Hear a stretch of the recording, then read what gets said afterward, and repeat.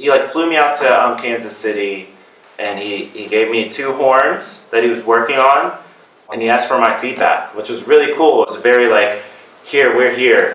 He had pencil and paper, and I was like, hey, well this, there's a lot of things, but just weird stuff that he wouldn't have known, you know, not being a bass trombone player. Although Mike is a good brass player, and he's been practicing a lot, and it's kind of cool watching his chops and everything come back. So yeah, he took all the notes and all of that, and I told him, he asked me, what do you want in a bass trombone? And so, yeah, I studied classical music, but the majority of the musical situations I found myself in were improvisatory. I found myself playing in a lot of situations with live sound reinforcement, which means compression. If your sound is here, most front of house people are the sound engineers. They don't really know what to do with that on a mic. There's just too much margin there.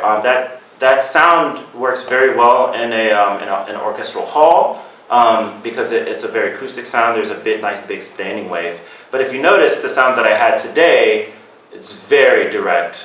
And that sound works so well with a mic. You hear these stories about George Roberts.